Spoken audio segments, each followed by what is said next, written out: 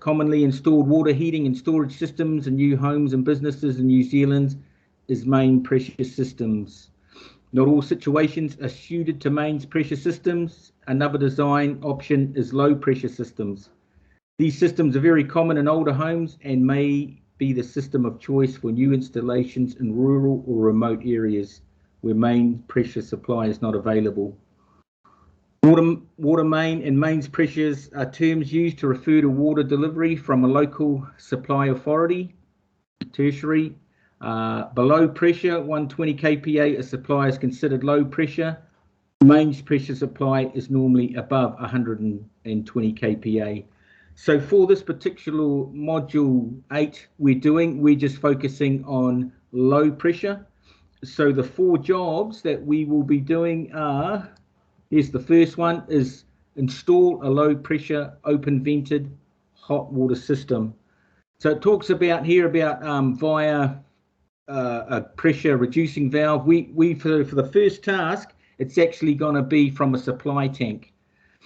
So if I asked Mitchell, are you there, Mitchell? Give us a call. What about Jeremy? Are you there, Jeremy? If you can unmute yourself and show yourself if you're there. Yeah, I'm here. Hey, Jeremy. Have you ever worked on a low pressure supply tank fed open vented hot water system? Yep. Have you installed or just done maintenance work on one? Just done maintenance work. Oh, okay, it's pretty good. So what sort of supply system have you got in your house? We're on Infinity. You're on Infinity. Brilliant. All right, thanks for that. Thank you, Jeremy. Cheers. So just giving you a little bit of history as well. I was born in the 60s, early 60s, and most places within New Zealand then just had a low pressure supply tank fed open vent hot water system. That was just what it was.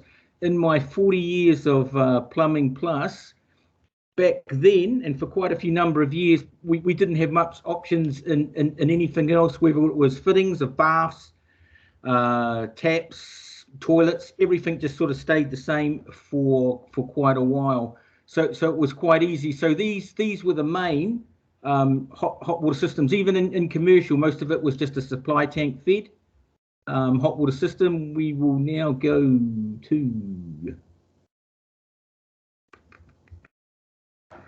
is this.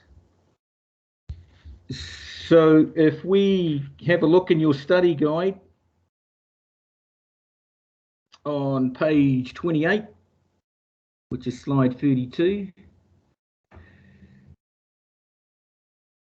So if you've got your study guide, you can even have a look in it to start flicking through. You will come across this picture here of a header sealing tank system.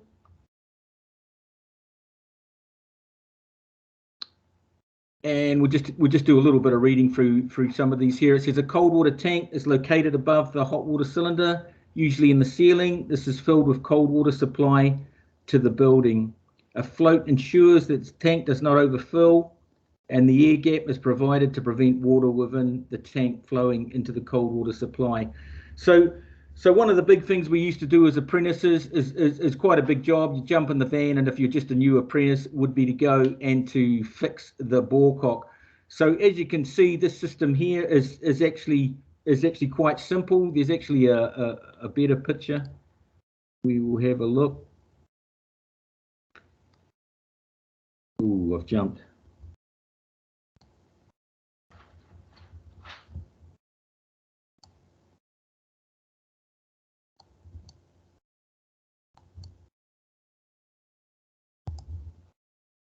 A more simpler a picture there.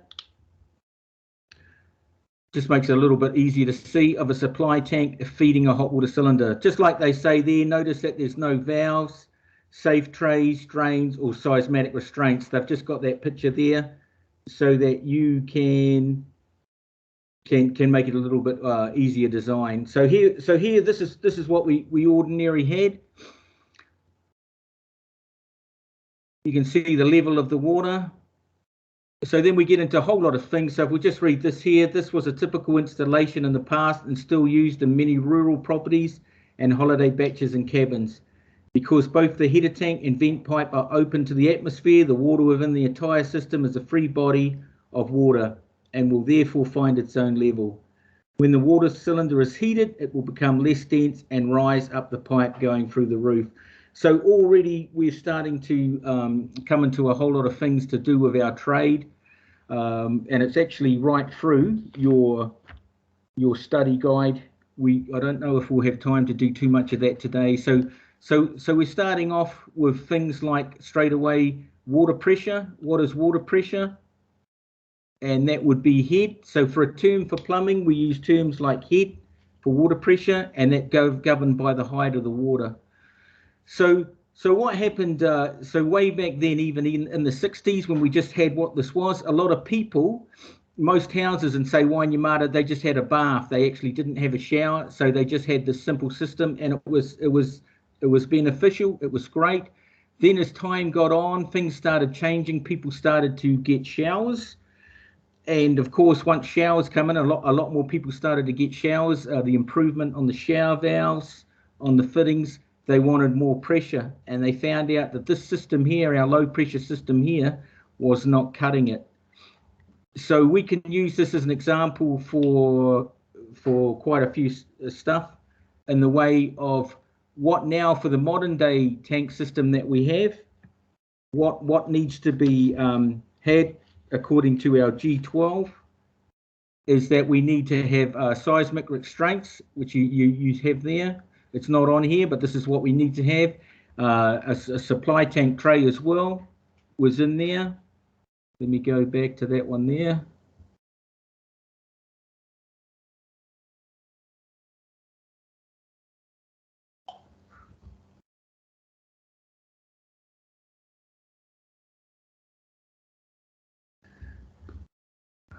Just picking up what I had marked out here.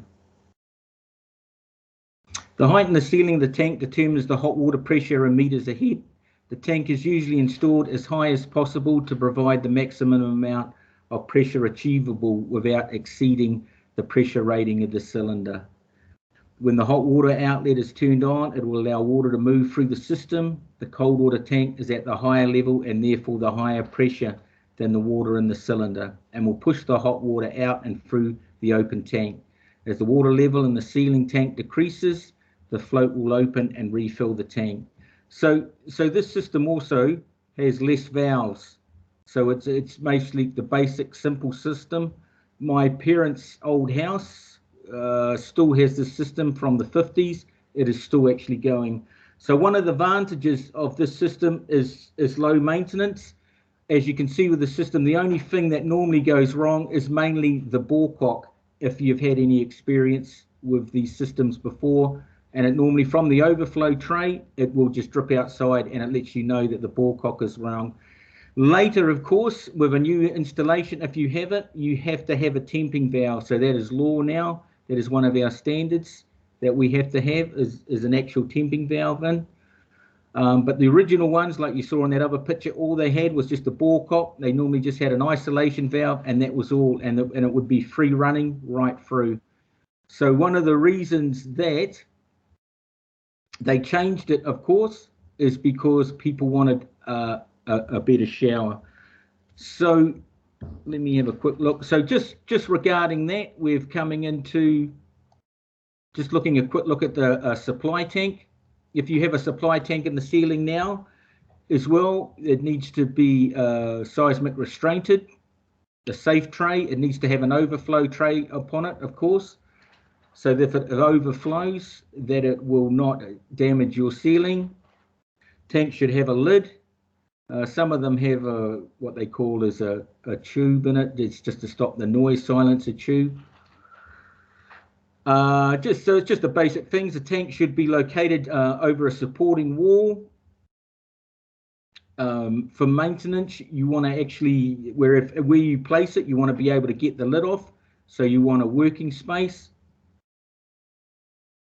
The outlet of the tank should be connected to the side of the tank. at the bottom, and the tank requires an overflow, which we have here.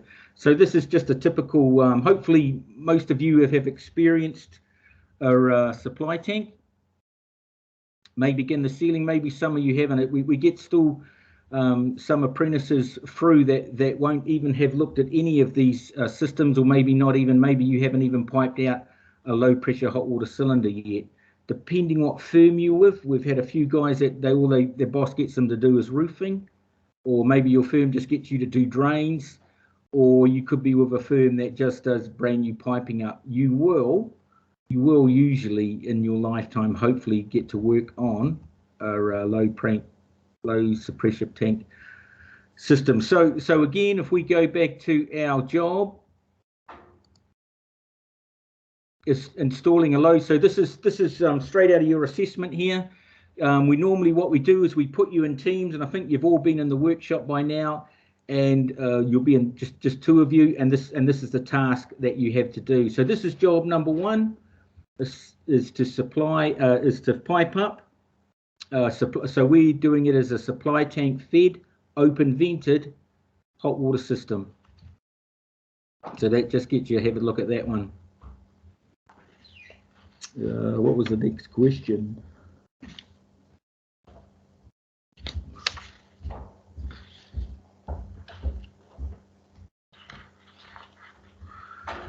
So, how about Amber? Are you there, Amber?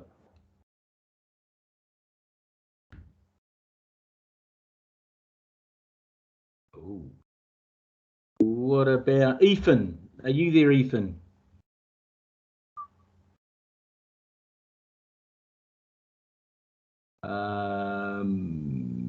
Alan, is Alan there? Oh, is anyone there? Yo, yeah, I'm here.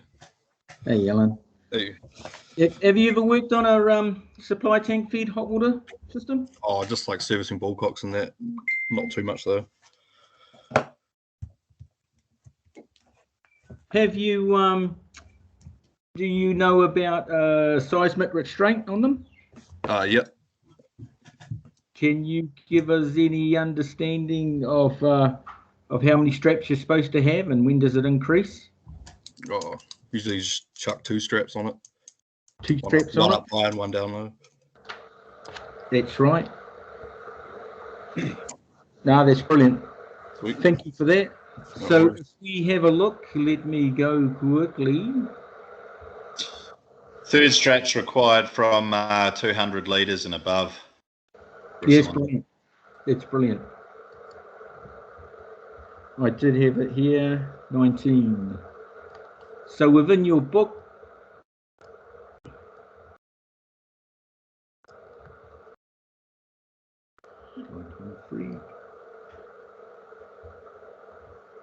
oh, I've got the wrong one.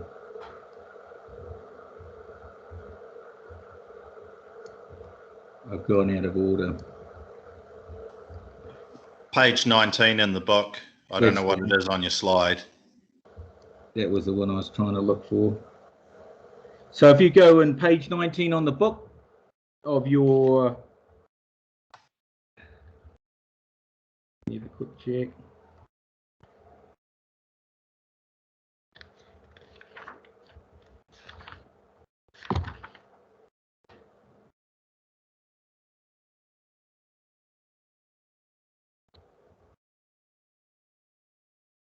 Here we are there, if you haven't got your book open. And it's someone says an extra strap for if you've got 200 litres. Other than that, they even give you the dimensions of how far down to have them, which we've always talked in class. It doesn't work out for the bottom strap, of course, because of the element. But as long as you've got 2 on there, it's actually pretty good. So I haven't been in it for a while, but then the guys are saying that you have to have these chocks, these blocks on as well. The council was starting to enforce that. We never used to have it when I sort of did it. We just put the strap around it. Someone was saying that you can make your own, but someone was saying you can actually buy them as well. So this is just all according, of course, to our G12. and it's the same with our supply tank. As we saw, that also has to now be seismic restrained as well, and that is in our book. We went back to where we had it. In the same way, just pointing out that you have to have an overflow tray under your hot water cylinder. That's actually quite new.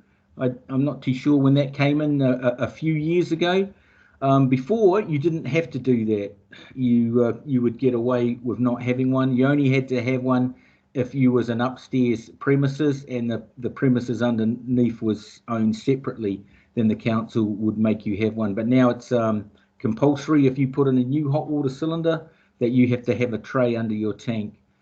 With the old existing ones, of course, was they were all bottom entry, so that would be quite hard now. But as the cylinders, they brought them in over the years, they started having 3 points of entry that you could choose. You could either have the bottom or left or right hand, and they gave you plugs to plug off the other one, which made it a lot easier, which is a lot better. So that is our low pressure low pressure supply tank fed open vented hot water system, which we will be doing when you come back, when they've scheduled it in. So our next one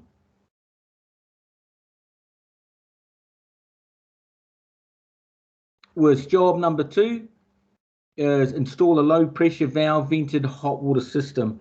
So they've got a few little details there, but what we're going to do is we're going to install a low pressure valve vented hot water system, valve supplied and valve vented hot water system, and that also is in our book if you wanted to have a look at that, which is on page 31. So again, just having a little bit of history. So what happened then, of course, is we had the supply tank fed open vented system, and people started to get showers, and they found out that the old supply tank system was not working too well. And of course, us being plumbers, were able to, talking about head again, pressure is the height of the supply tank. If you raise that tank, you will get more pressure.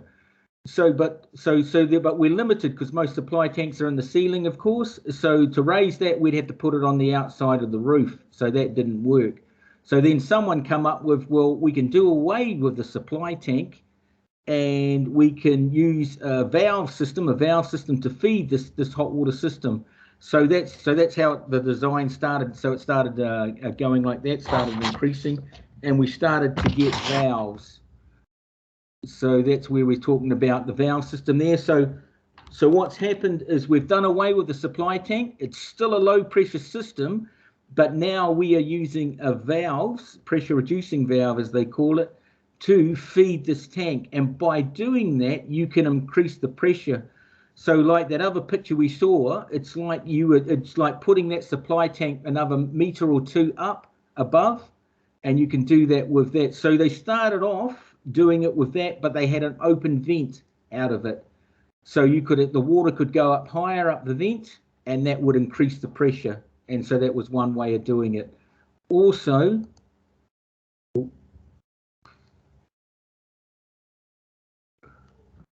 did someone admit that person? Yep. Yeah, done it. Oh, thank you. Sorry about that. I shouldn't have gone back. So what happened there is that gave extra pressure. So that was brilliant. But as you can see, this becomes a little bit more sophisticated now. So again, if we go to Carl, are you there, Carl? Yeah. Have you worked on a pressure reducing valve vented hot water system? Yep. Have you installed one or just done a bit of maintenance on them? Oh, I've only installed one. How did it go? It went all right. Was it an existing one, or was it a brand new one where you fitted a temping valve as well? Yeah, it was a brand new one. Yeah. Oh, that's good. And it had a tray underneath it? Yep, tray underneath and a plinth. What size was the valve? Can you remember? 20 mil. Ooh, what size Oh, pressure? 15 mil. PRV. Yeah. Was it a 3.7, 7.6 pressure reducing valve? 3.7. And you had a pressure relief as well with it? Yeah, the same. Yeah. Okay, and was that inside the cupboard? Yep. Okay, so when we started, thanks for that. When we started doing it, we just started. We took away the supply tank away. We used the vent pipe that was going out on the roof, and we just turned over it on the roof and just had it so it's outside exposed on the roof, and it would expand up there. So we're starting to get into valves now. On the course, we can spend a lot more time. It actually takes about probably we could do a day just going through what we're delivering here in this hour. So this is sort of really just like an introduction. Hopefully a lot of you have already done it as well, but it is all in your study guide there. So this is now starting to involve valves. So I've liked here how they've done it. They've put them all separately so you can see how they go. So once we start getting to valves, it's a point of starting to know what a valve does, or what it is, what valve it is, and then how it functions. If you can start to understand how a valve functions, then you can start to diagnose if you're doing maintenance and coming to some person's problem. So on this valve here, so we take this example here. We've got an isolation valve. What is this? We know it's an isolation valve. What is its function? Its function is to turn water off and on. The next one here is a filter or a line strainer. We can call them as well. What is it? It's a line strainer. What is its function? It's to strain particles, to stop them going through and affecting all our washers in there. And then a pressure reducing valve as well. So what happens then is if you turned up at a lady's job, or sorry, someone's job, and they said what's the problem, and they can say, well, our hot water, we've got no hot water. So one of the big things, of course, is people don't. They might say something, but what does that mean? So you find out that the water flow on this particular job has restricted down. They're still getting a little bit of hot water. It's hot, but the flow is drastically cut down. So you start diagnosing and you find out what their hot water system is.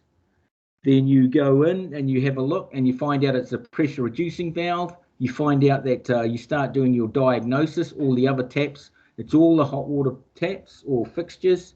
The cold water is good. And then sometimes they might even have helped you to diagnose it quick, as they might say that, oh, the council was fixing a water pipe on the street the other day just down the road, turned the water off, and it seemed to happen, a problem seemed to happen after that. Then that lets you know straight away, oh, okay, because you know that a filter, there's a line strainer in there.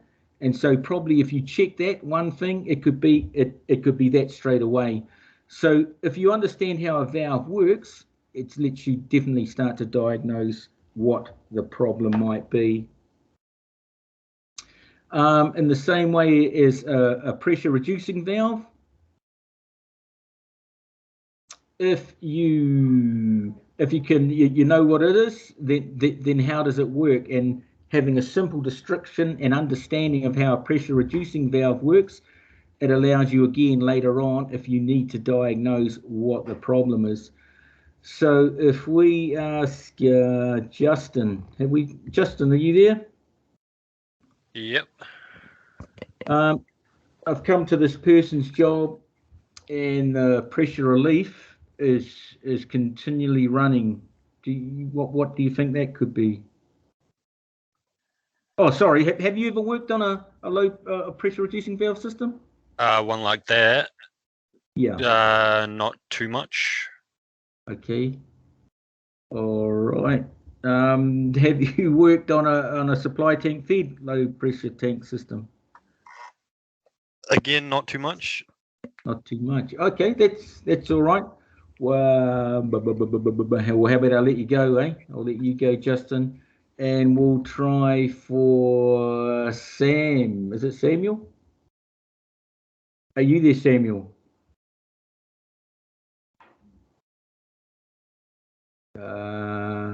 Is it Alexander? Is Alexander there?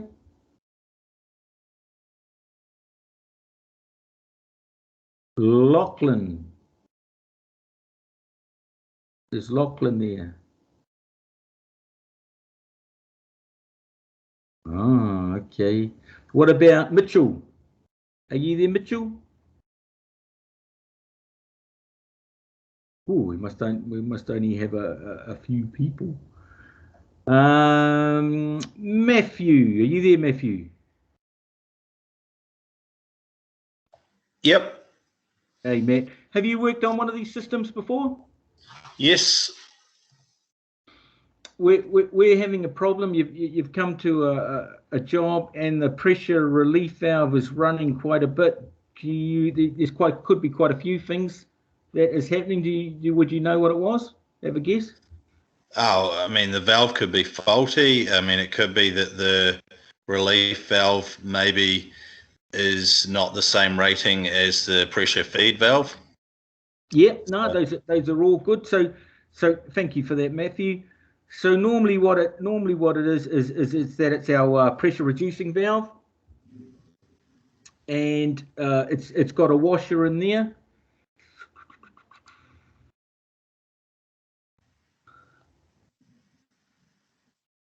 Just going to our PowerPoint.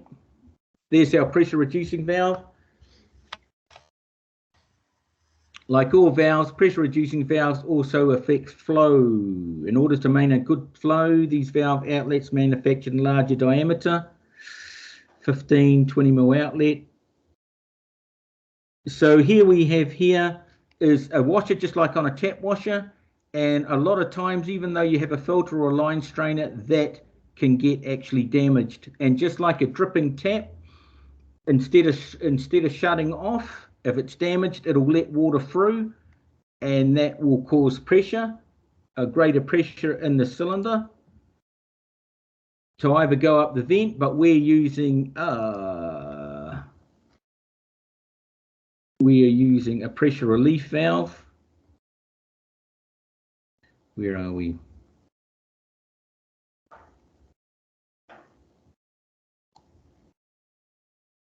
And that can be a cause of why the cylinder is overflowing.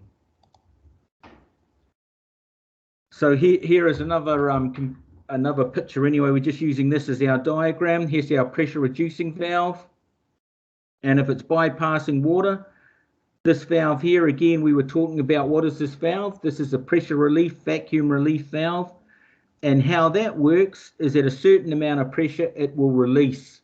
So if it's a 3.7 valve, normally you will have a pressure relief valve rated at the same. That will open up at a certain pressure and release water through. If that valve's not working properly, that'll affect that valve. So just like Matt says, it actually could be a few reasons, but at least you know how they work. Could be because that valve is stuffed, or is that valve is stuffed. But again, you have to go in through experience, and we will be showing that on block course as well, if you haven't done it before, how to service and how to work that out. So that's those two systems. So the system that we will be putting together on job 2 will be similar to this here. You've all seen the cylinders there in the workshop. We'll have a valve train going along, and we'll be putting that together. So that was job number 2. Is there any questions on those two systems before we go on?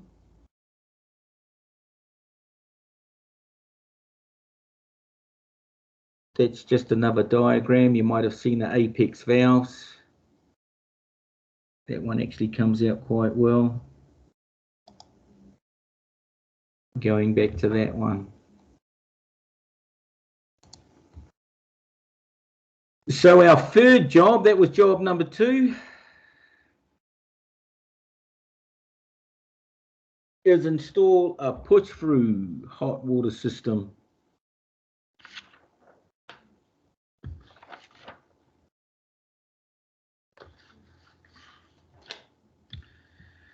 So again, like most of these jobs, they're of the older sort. There's not many supply tank fed open vented hot water cylinder systems that we install. It's actually gone the opposite now. Like we found out, everything is high pressure now, or it's an infinity. So this is actually, you might have not have come across something like this, but we've been asked to mention it and teach it. The old push-through hot water cylinder was, that's also in your study guide. One of the reasons they've been in here, one of these types of open vented hot water systems is the push-through or free outlet system. A push-through system is an economical solution when a small amount of hot water is required in an area of a house that is a long way from the main source of hot water. For example, there could be a house where the bathroom, laundry, main source of hot water are located in the back of the dwelling and the kitchen sink is at the front. So again, the old basic house outlet and how the standard was in most of the places like Nainai, Wainui or Upper Hutt was that the cylinder used to be as close as possible to the kitchen sink. And so there were some places where that wasn't possible and it was miles away. And of course, I'm pretty sure it's in G12, there is a limit on, there's a distance that if it was over, you had to put in one of these. If it was, I think it's, I can't remember, Paul, what is it? Is it 12 meters, 10 meters away from the cylinder? The council would make you put in one of these. So one of the ways that we started getting around that as well, especially when they brought in the old ducts pipe, butane pipe, is you had a smaller length of pipe, and then that would lengthen the range of how far away the main cylinder could be away from the kitchen sink. But if you couldn't, and there was just a little installation, you would have this little tank. You might have seen one under a kitchen bench.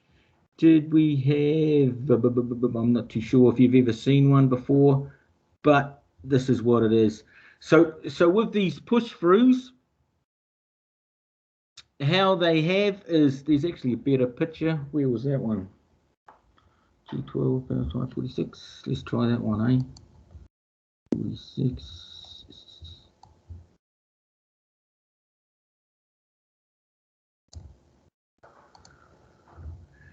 Here's a better one, probably more like the setup in our WorldTech workshop. Yeah, I don't know if you've noticed that when you've been over by the cylinder, is that you have the cold inlet pressure coming in that comes up to the hot water valve. So what happens, of course, is you open that valve, the high pressure goes down through into the tank. Water always comes in the bottom of a hot water tank, and it just pushes the water out the spout. So that's why they call it a push through. So if you turn the tank off, the tap off, that cylinder is never under pressure because the spout actually opens as an open vent. So like we have on all hot water cylinders, they have to be vented, whether they are an open vent or a valve vented, for safety reasons, is probably one of the bigger points that I have actually missed already.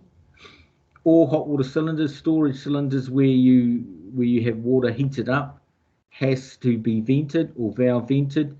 And also through our study guide that we usually look at as we go into all that of turning into that, as you heat water, it expands, the volume of water expands, and if it's got no way to be released, it will pressurize up and it can lethally just about become a bomb, which is very dangerous. So we're going back to low pressure anyway. So this is our push through.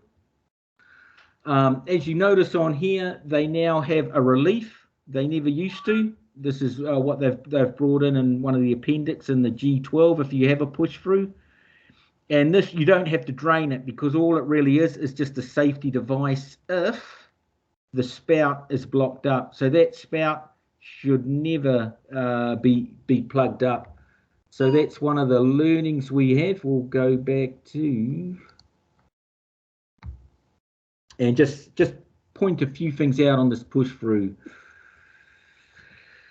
I don't know if you can see my cursor. A push-through system has a hot water cylinder that stores and heats the water ready for use. However, it operates differently from most hot water cylinders. With this system, an isolating valve on the inlet of the cylinder is turned on, allowing cold water to enter the cylinder, which pushes hot water out through the outlet. This system in the category of its own. It is a low pressure. It is not low pressure, as the water traveling through the system is at the same pressure as the cold water mains, and is not high pressure, as the water is not stored under pressure within the cylinder. Care needs to be taken to ensure that the cylinder is not damaged due to high water pressure entering the system, and this can be achieved by installing a restrictor on the cold water inlet cylinder. So there we have there's the restrictor. All it was a brass disc with a little hole in it, and that would go on the inlet side of the cylinder. And that was one of, again, just if you knew that was there, that would be one of the faults that you would be looking for if you turned up to a client's job and they're saying, whoa, we used to have better flow than this. It's still there, but it is restricted. So there it would be there, a cold water restrictor would usually be in there, and that would be one of the first things that we would look at, is just undo the Crocs nut and have a look in there. The one back at Wetback, we've actually lost that disc, so you'll see that's gone, and that would just stop that full bore of cold water going in there and damaging the tank or stirring up the water too much. So that's one thing with the push through, just to remember. The next thing, oh, there it is there. The restrictor provides a very small hole for cold water to travel through, which limits the pressure fluctuation within the cylinder when the water is turned on. In areas with high cold water supply pressure, limiting valve may be installed to protect the system. The outlet opening of the vent system and the expansion water will drip from the outlet during the heating cycle, preventing pressure within the cylinder, increasing an unsafe level. So this is another big thing with these systems, which was a bit of the pain, is because the spout is like the vent. As we know, when you have a stored body of water heats up, it will expand, the water would go up and it would continually drip out into the sink until the thermostat, because this is a controlled hot water system, until the thermostat turned the water off, and then it would stop dripping. So we used to have, we had to go in and explain quite a few times to a lot of people. They would say, oh, the water's always dripping. Or if someone sold the house and bought the house, they were used to have this complaint, oh, I've changed the washer, but it still drips. So then you would have to come back and explain to them, well, it's actually because it's dripping out of the spout. Again, if a way you can do of checking that it's not just normal thermal expansion is just by turning off the power. If you turn off the power, and the element stops and it stops dripping, then it's just normal thermal expansion. So there's just different ways of learning that. Other than that, it could be the tap washer that's actually playing up. So if it's dripping 24/7, it's normally the tap washer. If it's only dripping during normal heating expansion, then it is just normal. So we used to have to explain that to quite a few people. What did I have in the next one? So that was our push through system. So that's job number 3. So you've gone through 3 jobs, and this is the last one for the block course. Is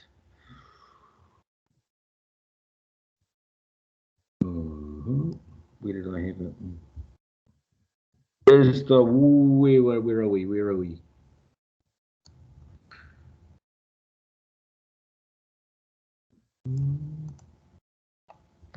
Installing a wetback. So again, you can go through plumbing for quite a few number of years and never come into contact with a lot of these. And here's another one, which of course is the wetback system. So if we go back to our book, and so we have 2 So someone will be doing the push through, someone will be doing the supply tank fed open vented system, someone will be doing the low pressure valve supplied and valve vented system, and then someone also will be doing the wetback system. On this block course of well, remember there's someone will be in the drainage pit doing with the trade wastes, and someone and another group will be doing the pumps. So there is quite a bit, and then we just rotate round as everyone passes and marks. With each of these installations, I forgot to say there's a set of questions that goes along with each. So when you're installing, say, the push-through system, you will do it, and there's also quite a few questions that you have to answer and that we have to mark and get back to you as well. So with this one as well, so this is the last one for us today, is install a wetback system. Again, I don't know how many of you have had opportunity to do this, but it is in our book. So we will go back. And what did I have? Page 52. Where's page 52? What was that page?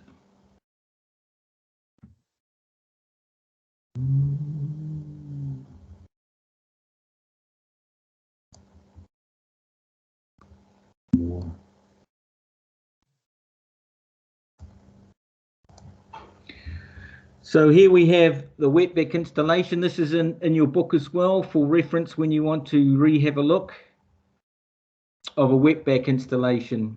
Wetback systems allow for some of the heat produced by a solid fuel or gas fire to be used to heat the water in a storage system. A loop pipe connected to a storage water heater is installed at the back of the firebox. When the fire is burning, heat transferred through the wall of the pipe and into the water inside. Special care must be taken when installing a wetback system, as they are uncontrolled heat source, and if working efficiently, are capable of boiling within the system. Purpose-built cylinders are available with ready-made connections and attaching wetbacks. These may or may not be included. May not include indirect heating coils within the cylinder body. Wetback cylinders are also supplied with electric elements fitted for the option as an option to heat the water at times when the fire is not in use. So usually with a wetback system, they're usually the main heat source. They're like a booster.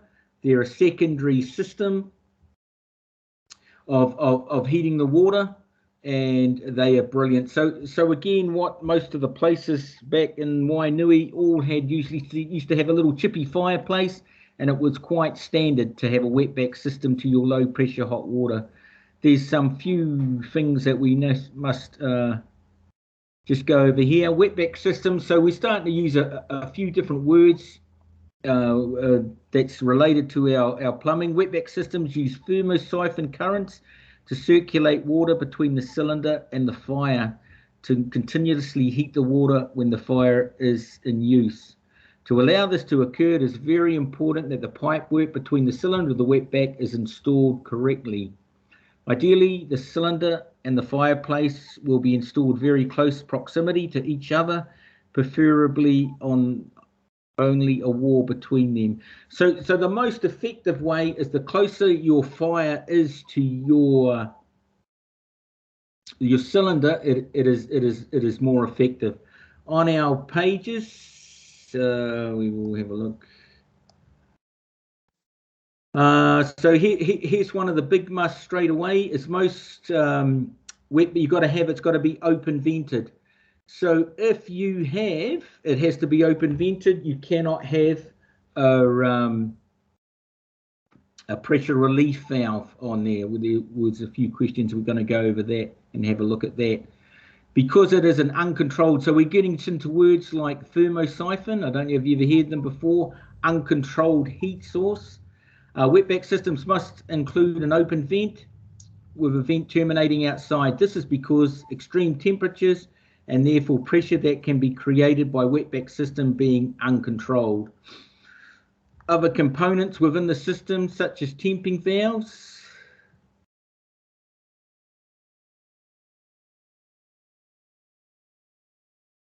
will also need to be selected with high temperature in mind.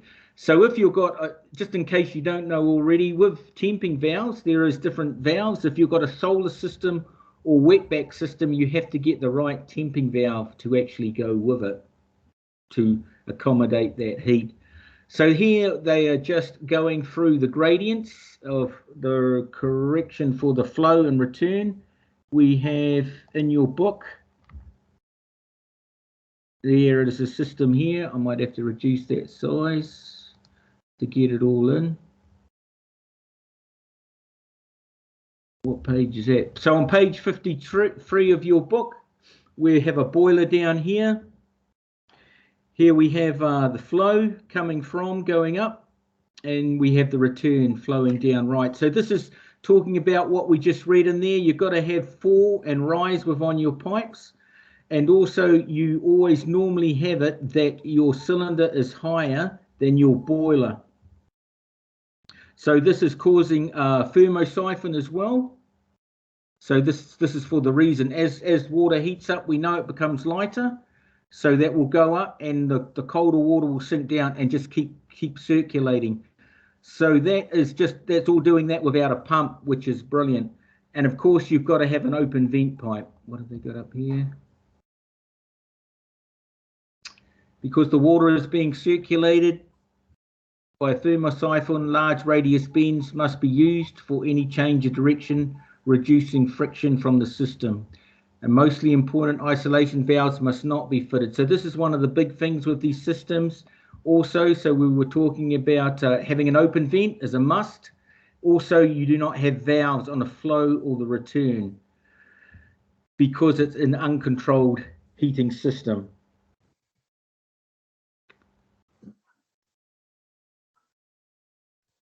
That is an under and over system. If we go back, and I thought I had put that down, but I obviously haven't. So we've learned a little bit about, you've heard the word thermosiphon, uncontrolled heat system. We are in page 25. I don't know why they put this here. These are two terms that we need to know as well. Don't go with the picture there. They've only done that for convenience. Normally, of course, the cylinder should be above, but this is just for this example. Two words is an indirect and a direct heating system. And if you have to do a description, it's actually in your assessment. Here it is. Indirect heating system is when a system incorporates a heat exchange coil. The water provided to the outlets is kept separate and does not come in contact with liquid which was used to heat it. So this is an indirect system. Further on back, we will have a look in a minute. And this is the other one I wanted to point out, is a direct system. So this is where the water travels through the heating system, is the same water that is provided to the outlets. This is the case of most hot water storage cylinders. Hot water cylinders are available with extra connection points to allow for the pipe work for the wetbacks and solar panels that are often used. We're just about there, guys. So that is there to be found when we get back on page 25, talking about indirect and direct. We're going all the way back.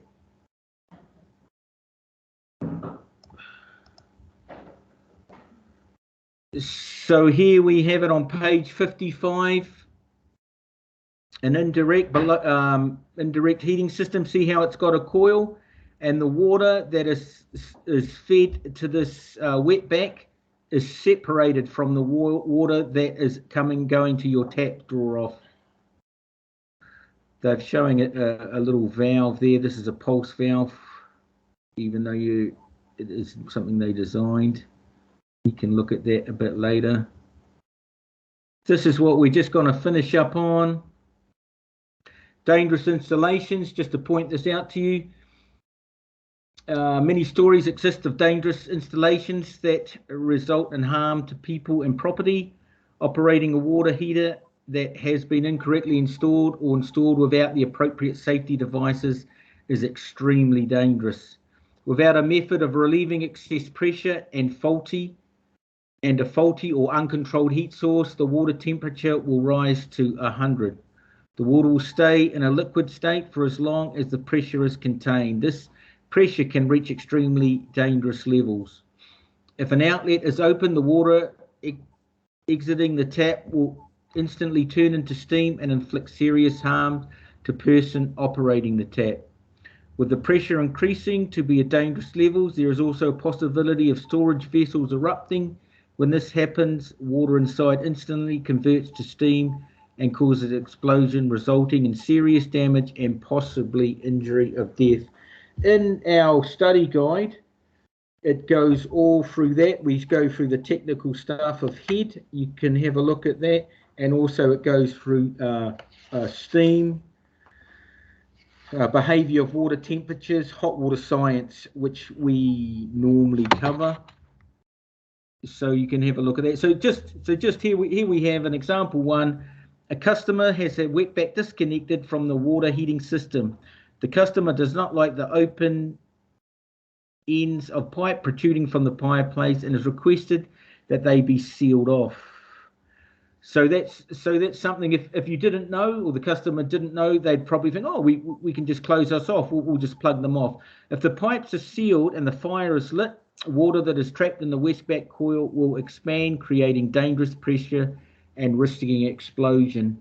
From that PowerPoint that we were looking at before, there's quite a few articles where people have done this.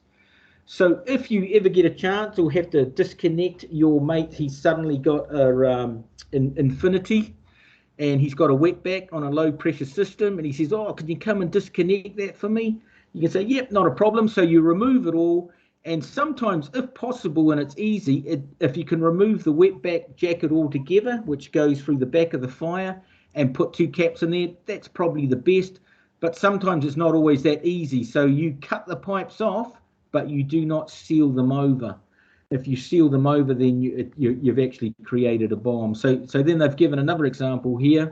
Example 2. A customer has had a new shower mixer installed and the flow through the shower head is poor. On inspection of the hot water cylinder can handle a higher pressure than it is currently has. The pressure relief valve has been fitted to the open vent on the roof. So what's happened then is they've had an open vent for some reason, I don't know why, they've gone and got someone in who doesn't know what they're doing, and they think, oh, I've heard you can fit. So they've got a pressure reducing valve. They turn the vent over and they put a pressure relief on. You cannot have a valve put on there. So here it is here, the wetback system now no longer has an open vent to allow for the release of excess pressure caused by expanding water. So that again is a big no-no. You, us as being plumbers, know that is not right. Again, you've turned it into a bomb. And finally, example 3, a homeowner has noticed hot water overflowing into his roof when his fire is going. So he caps the open vent pipe on the roof to stop wastage. Again, so we've actually had this not with a wetback, but a handy guy who thought he knew what he was doing. He had his vent pipe going on the roof, noticed that the water was coming out, and he worked out, he got a plug, I don't know how he got it, a crock nut and a plug, and he put it on. He thought he was, hey, I've stopped losing hot water. And of course what he did is he ended up splitting his hot water tank. So these are only some examples. Always pay attention to the requirements of any hot water system you're working on and ensure any changes made will not affect the correct operation of any safety features. When working on uncontrolled heat sources like wetback systems, you need to think about what you're doing to prevent extreme pressure buildup. So at this stage, guys, where am I?